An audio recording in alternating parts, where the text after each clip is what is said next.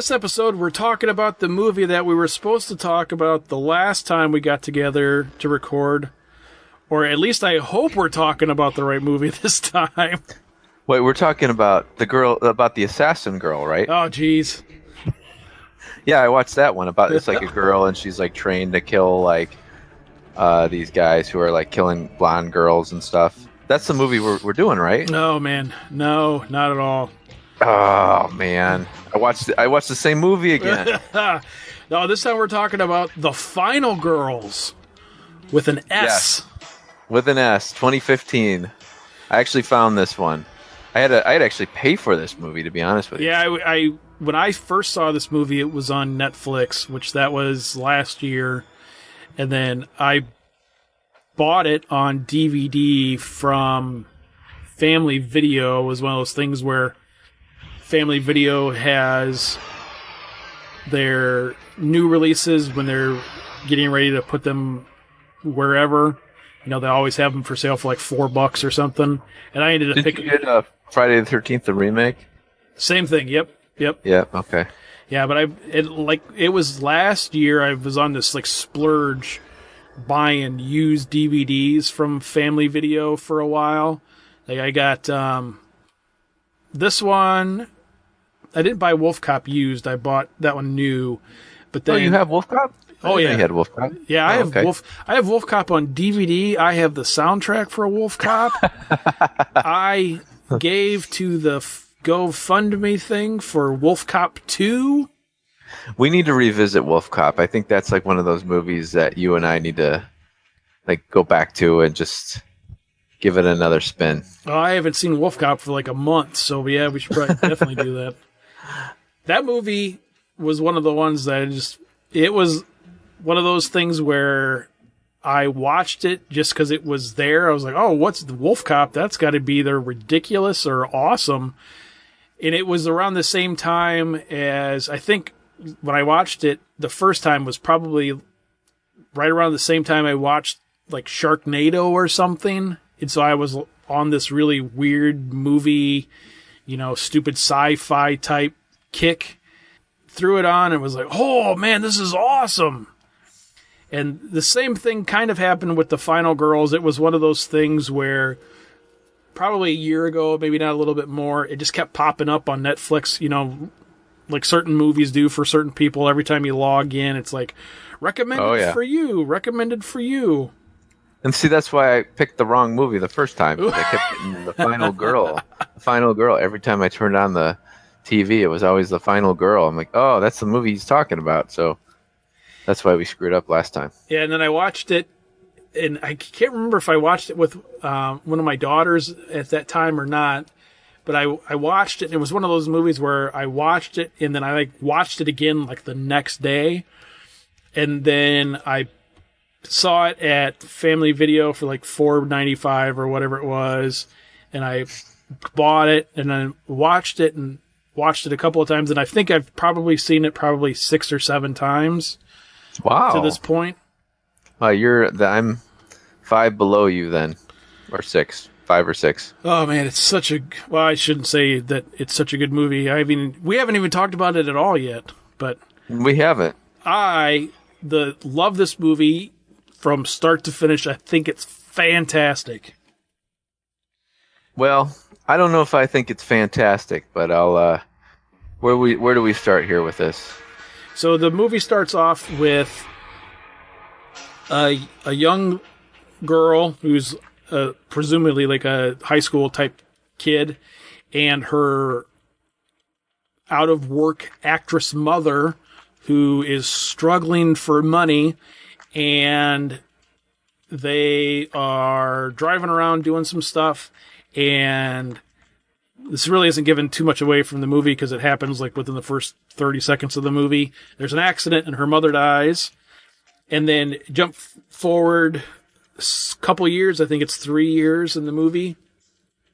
And they're doing this big, I don't remember if it was a fundraiser or what it was, but her mother was an actress in this movie, this old horror movie that's like a big deal, kind of like a Halloween or a Friday the 13th type of following that this movie has. And so they're going to do this like special screening of the movie at this movie theater. And so they do that. And then something happens at the movie theater and this group of kids end up in the movie, which is kind of a cool premise. At least I thought it was kind of cool.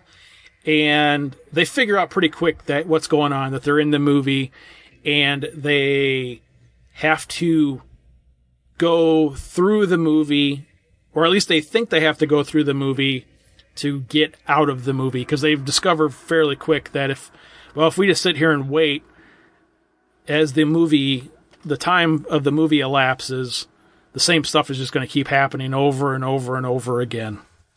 Yeah, so like this movie Camp Bloodbath, which is the false movie that they're in, or like, the movie for the movie, whatever.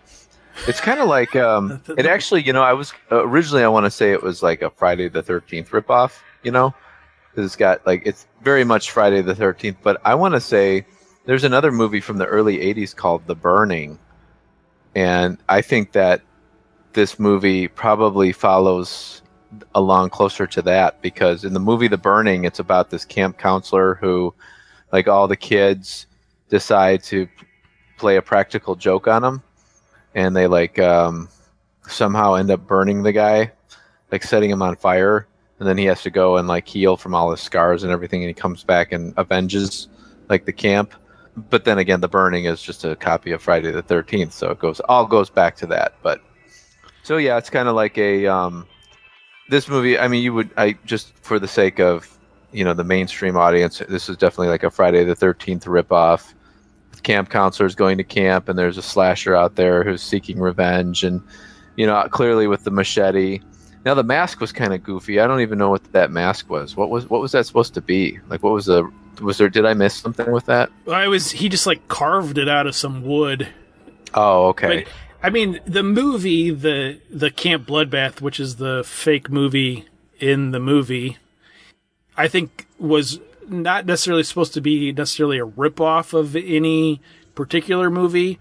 It was just one of those, this is the typical 80s slasher movie.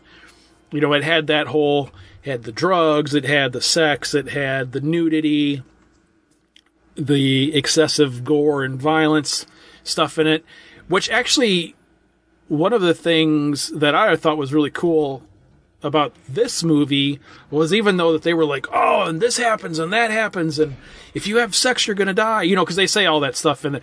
We can't have sex because we're going to die, which is kind of the whole Scream kind of feel to it a little bit, but it doesn't have that real serious tone as Scream did. I mean, this is a slasher comedy, and this movie's taken itself seriously at all.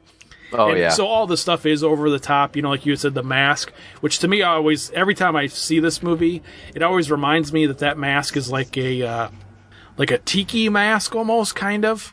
Yeah, I would agree. Like it belonged on a what do they call those things? Totem pole. Totem pole, yeah. Yeah, that's what I always thought of but again, I think it was just done to be more over the top than anything. Sure.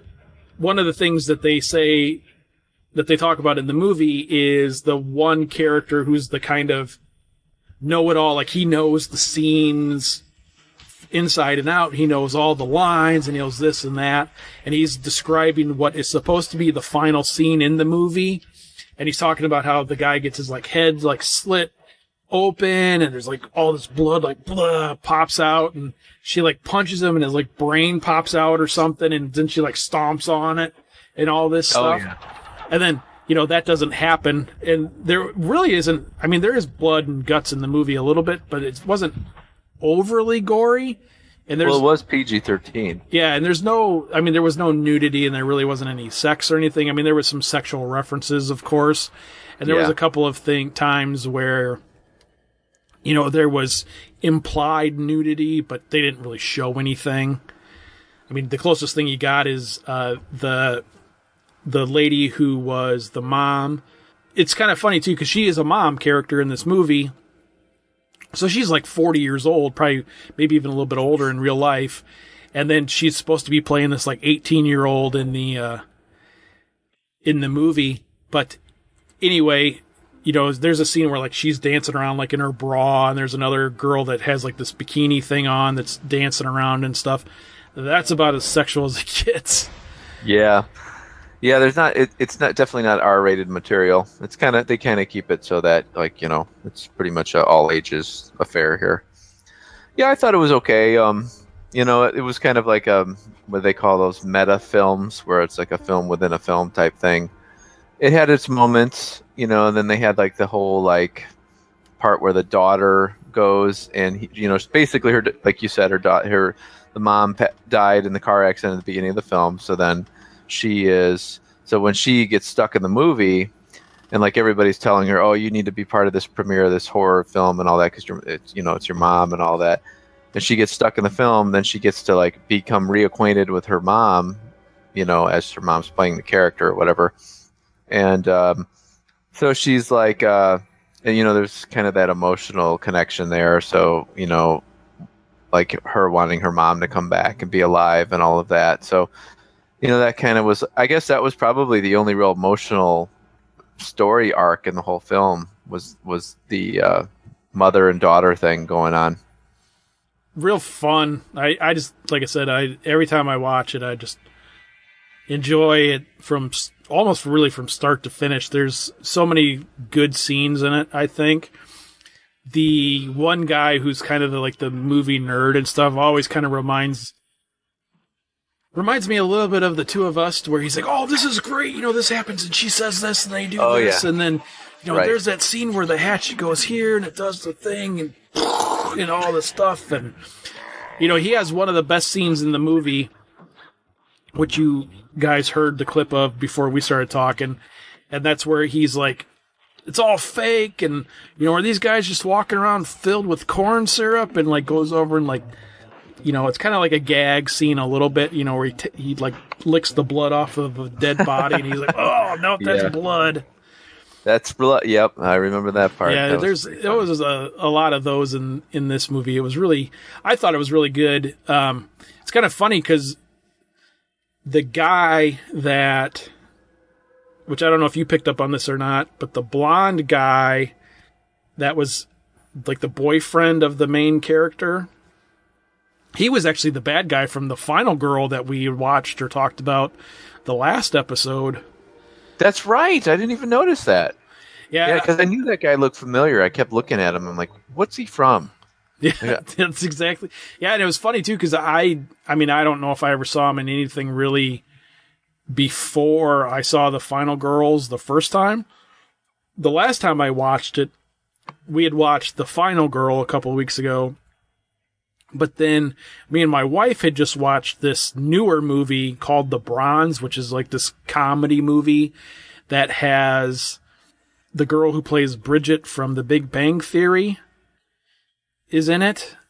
And, it's a straight up comedy, but the nerdy guy who's the movie nerd, he was in the Bronze movie. So when I watched the Final Girls the other day, I was like, oh, cool, that guy's from this, and that guy's from this. And then the real annoying guy that's in this movie he plays a character on Modern Family, or at least he used to a long time ago. I haven't watched Modern Family for a long time.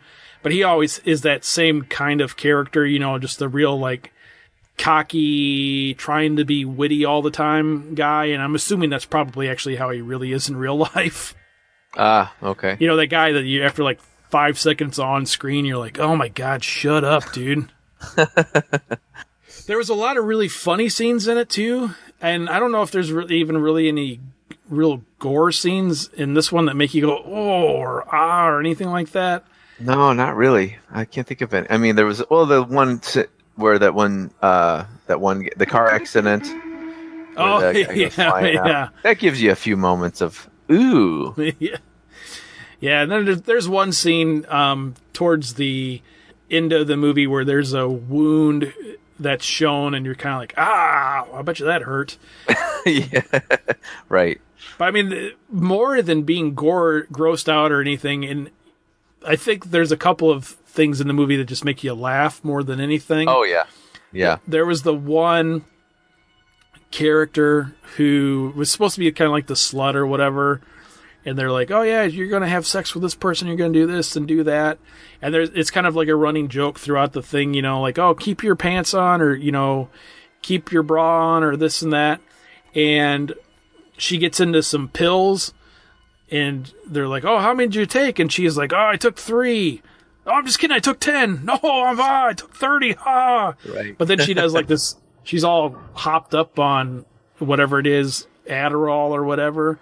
And then she's supposed to be doing this like strip tease, but it's like not sexy at all. It's like the most like spastic dance ever. And you're like, jeez. Yeah, it was quite an awkward scene.